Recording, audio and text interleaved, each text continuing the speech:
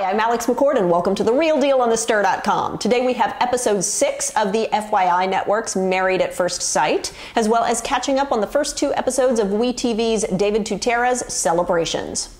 First, let's get Married at First Sight. It's episode 6, and the couples are all beginning to realize that the experiment is nearly half over. And for the viewers, the season is half over. It's episode 6, there are only 10 total.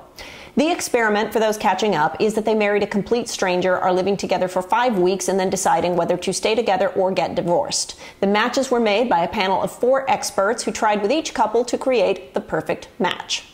This week, we really feel the clock ticking as a plot device. Every couple mentions it. They're beginning to feel that time is running out. So let's discuss our problem couple, Monet and Vaughn, first. Here, I am seeing careful editing at work. Last week, Vaughn seemed like the jerk, and this week it's Monet's turn. I'm sure in real life that they are both giving and taking, but part of any good reality show is isolating each person's perspective so we can see it. There were a few moments in Monet and Vaughn's story arc this episode that made me really uncomfortable, and I started to wonder, what genre of show is this? Any further into the arguing, I was going to feel like we were on The Housewives. But I never went over the tipping point. Watching these two argue definitely brought me to the edge of wanting to leave the room or fast forward, but never over the edge. I managed to stay in my chair and keep watching. Now, the craziest moment for me was when Vaughn came home from a business trip away and was hoping for romance, but Monet had planned a girls' night out. Oh my gosh, this is where you realize these people do not know how to be married yet. When your spouse comes home, you need to welcome them in some way. Take their coat, talk to them, give them a hug, pour them a drink, meet them at the door naked. There are limitless options, but you don't ignore them and leave. Luckily, Monet realized that they might need the support of the experts. And I had wondered when the experts would start to get involved with the couples. It seems a little scary to throw 6 people into an arranged marriage with no therapy. This week, we see Dr. Logan Levkoff, the sexologist on the expert panel, lead each couple in an exercise in communication about intimacy. Monet and Vaughn do end up laughing, and that's a good thing, but let's check in with the other couples as well.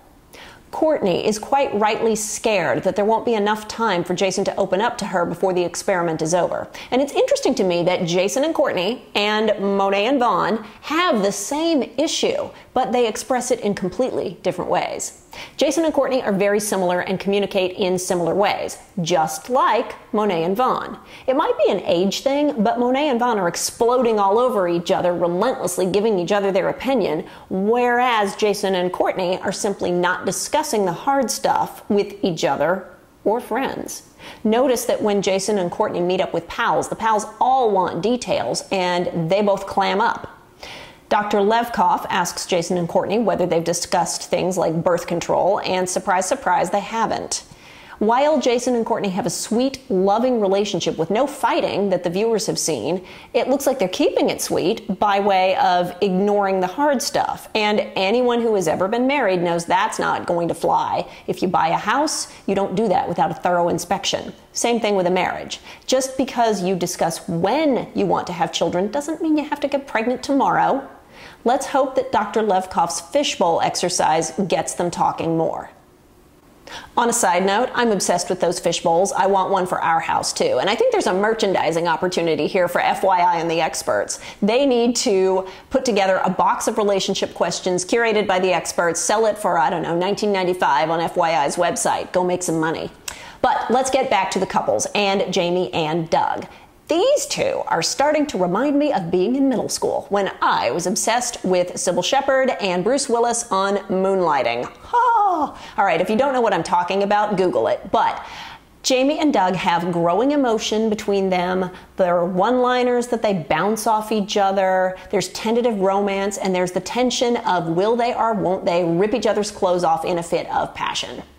At the moment, watching these two is the payoff for cringing through the other two arguing or avoiding. Did anyone else notice Jamie's slip, by the way? During Dr. Levkoff's 3 Things I Like About You exercise, Jamie said 2 things she loves about Doug. Loves, not likes. She is so busted. But wait. From an editing standpoint, there have to be further bumps in the road for Jamie and Doug, as there are 4 more episodes. Don't forget, after David and Maddie finally got together on Moonlighting, this whole series jumped the shark. So if there is to be a happy ending for Jamie and Doug, it would be smart to string it out a little. I cannot wait to see what happens next week. Next, I caught up on the first 2 episodes of David Tutera's Celebrations on WeTV. The premise of this show is that party planner David produces an event for a celebrity, one each episode, and mixed with the planning are elements of David's life, including his partner Joey and their adopted baby girl. The show feels pretty similar to Jeff Lewis's Flipping Out on Bravo, with the added element of celebrity clients. In episode 1, former Real Housewife of Beverly Hills and couples therapy participant Taylor Armstrong got married. Episode 2 sees Jenni JWoww Farley from the Jersey Shore and Marriage Boot Camp plan a surprise party for her fiancé's birthday. With these 2 episodes, I noticed a continuing pattern. Every reality star from the docu-soap genre, be it the Housewives or the Jersey Shore, comes across differently on other reality shows. Whether it's VH1, WeTV, you name it, get a star away from the docu-soap format and you see many more shades of their personality. Taylor Armstrong is still quite the demanding diva, but she got more real on couples therapy, and that realness continues on Celebrations. So looking back, we can see that while she's not perfect by any means, she was edited into a box on Housewives. Similar with JWoww. We saw her get very real on Marriage Boot Camp, and it feels a little bit like she retreated back into her Jersey Shore shell on Celebrations, but not all the way. This makes me want to watch future episodes. Coming up are Real Housewives of Orange County, Alexis Bellino, as well as singer Lil' Kim. And both of these ladies I've met in real life, and both have highly edited, highly crafted personalities from reality TV or the tabloid media. So, how will they come across on a show with less melodramatic editing? What are their non-tabloid, non-docu-soap personalities? I suppose I should be interested in David Tutera's event planning. It bothers me a little bit that he's coming in making fun of his clients and their demanding divas, but I suppose in a way we the viewers are doing exactly the same thing, so we can't fault him for that. Ultimately, I will keep watching, but more for the celebrities than the event planning. What about you? Let me know what you thought in the comments. For now, I'm Alex McCord. You're watching The Real Deal on thestir.com. Don't forget to subscribe on YouTube, and I will see you tomorrow.